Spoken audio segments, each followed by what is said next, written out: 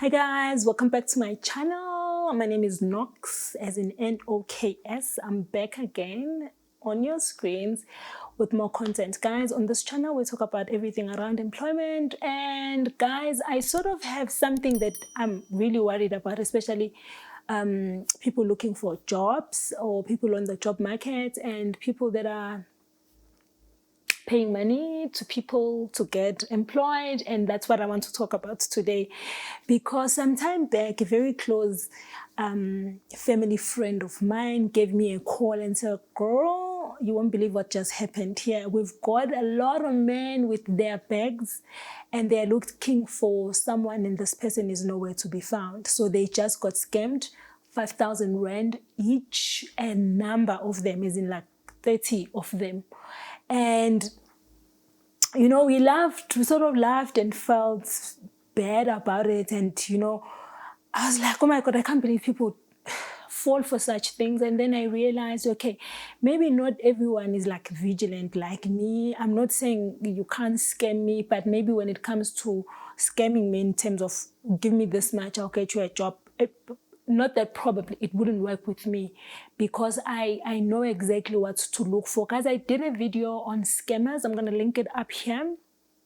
I'm going to put it on the last part of the video as well, so that when you're done watching this, you can go there. I share things that you must look out for so that you don't get scammed. Okay, so guys, this is it's very normal. I don't know if the time is allowing, but there's a point, especially towards the very end of the year or the beginning of the year, where these scammers will be all over the place, because we definitely have goals and we've got things that we want to achieve, which then makes us sort of become meat to these people that wants to scam lives out of us. So guys, I just want to say I'm in recruitment, and I've heard a lot of people crap at one and the same thing, and I keep saying to them, please, and I'm begging you, and if one day you find yourself wanting to pay someone, please do it for Noks. Be like, okay, I'm doing it for Noks. Like, I don't matter to your life, but please do it for me, because I know that it won't end up well. It will end in tears. It always ends in tears. Guys, this is how it works in recruitment.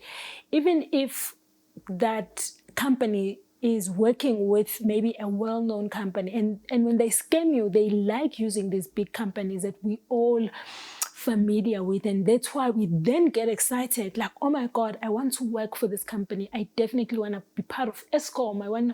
I also want to work for Clover. I want to work for MTN. So they will use these companies well known that we can relate to, and we immediately want to be part of them, and that's why they can then try and milk money out of us. So please do not pay anything for a job. I will tell you what they normally use. They normally use these fees. They sort of have fees. They call them registration fee, and they will milk you as small as 150 rands. We all know that when you don't have a job, 150 rands is a lot of money, especially when you don't get any financial help from anywhere. And I mean, you struggle to go to interviews and you have to ask people for money. So 150 rand is a lot of money. They will then sort of tell you that you need to pay a fee towards training material, okay, that they're going to prepare for you. They'll probably give you a book or something. They try and explain until you understand why you should be paying 300 rand towards that. They sometimes use this whole thing of background check, where they say, we're going to check if you've got any bad credit listing under your name, whether you've got a criminal record. We're going to check your qualifications, and they'll make up a fee. For an example, they will tell you need to pay 500 rand towards that. And if you're looking for a job and you are not exposed to such things like me, who knows exactly what happens and how it must happen, you find yourself paying these people these monies. And we all know recruitment process can take long, okay? So 3-4 weeks down the line, when you follow up, the phone rings or it's not going through, you send the emails and no one is answering. And sometimes the email that you send to is a Gmail account, which is like a personal domain, not a public domain, where it's easy to even trace the company and like Google them. And by the time you start doing those things, it's too late, because really you have paid the money. You are waiting for a call on when you are going to start. I've heard these stories a lot of times, and I keep telling people, number one, you cannot be paying for study material. If a company has an agreement with another company to hire people and train them, there is an agreement to that in terms of how will these people be trained, and the material would have been prepared without you putting money into it. If a company tells you, we have to do some background checks on you, okay? Now, there are companies that those small companies or big companies send the information to, and the company gets billed for that. That's part of whatever the company agrees on. That can be you as a candidate or someone who's looking for a job. You can't be paying for a company to verify if you've got the qualifications.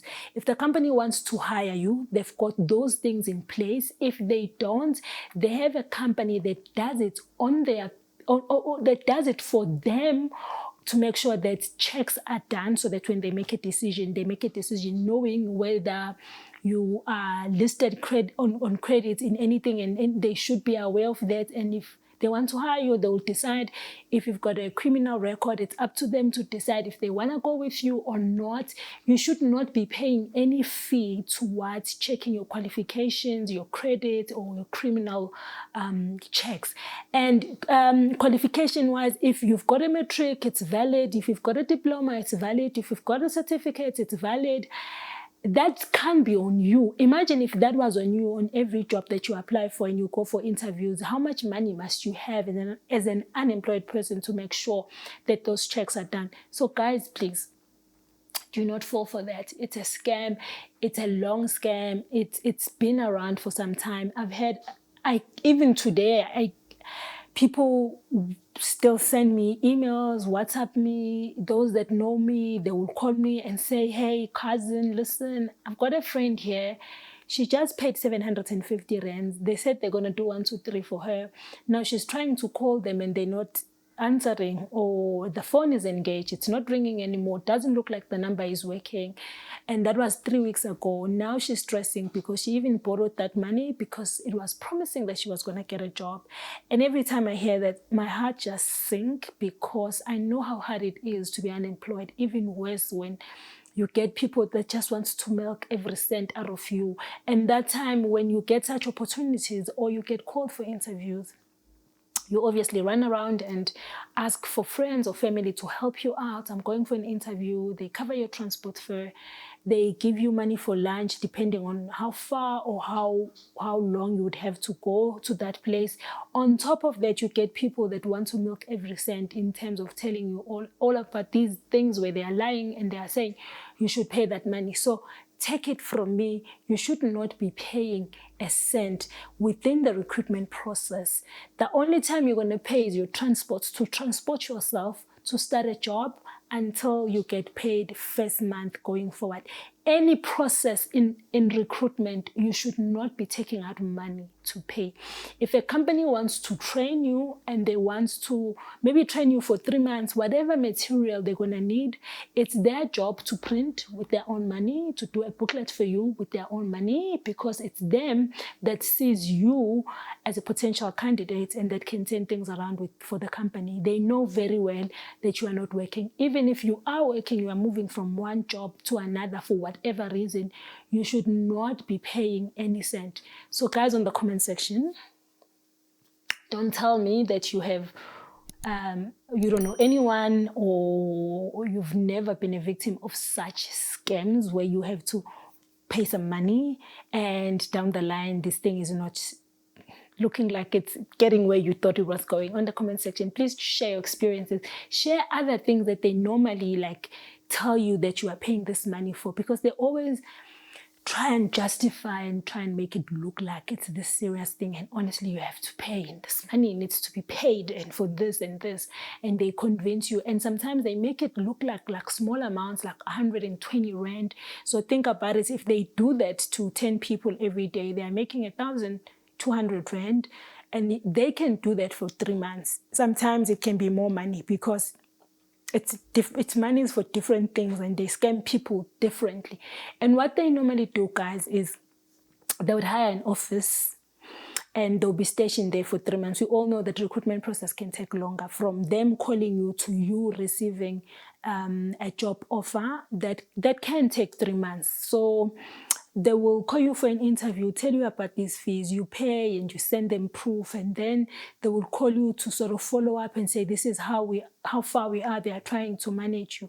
And next time you go there, you only find out that, oh my God, this office was rented. They're really not based here.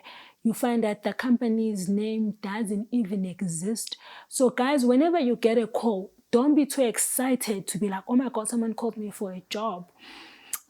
They should tell you where they got your CV. I know when you're looking for a job, your CV is probably in most career platforms out there, because you want to be available to recruiters, and you know sometimes it's difficult. But do ask, how did you get my CV? If they will tell you you've applied, or I got your CV on this platform, or I got your CVs from a person like this, you are making sure that you are trying to minimize chances of you being scammed, because it's not the nicest thing ever, and it can just make you think and conclude that you're not going to look for a job, or you sort of lose hope on top of you losing hope. So in the comment section, please do share. Don't forget to like this video. Do me a favor as well. Please share this video with other people. You might not be a victim, but you sort of have people in your circle, in your social platforms, that this video can sort of save them by watching this video and knowing exactly these are the criteria or things that they normally say to make people pay a certain amount of money. Can sort of help them be very vigilant and ask questions and do proper research next time. So please do share on social platforms, share with those people that are close to you. And if you know someone, please do share stories. What else do they normally say when they scam people? And I'm hoping now that you've watched this video, you're not going to be a victim, because it's about to get worse. I mean, after the pandemic, we'll all know that there'll be a point where we are hoping that recruitment will do well, companies will start hiring. And these people, guys, they're already ready. They are ready, as we speak, to put things in place to make sure that they milk people money. Because we all know once all of this is over, a lot of people lost their jobs, so they are on the job market. A lot of people got retrenched, so they are on the job market. And we know that people are going to be a bit desperate. So if they would start feeling like, okay, if I don't pay this money, this 300 rand for my qualifications to be checked, I might not be considered. And that's not true, because a proper company would never expect you to pay for your own background checks, because that's their job. Okay? I know you like this video. Give it a thumbs up, you guys, and I'll see you on another awesome video.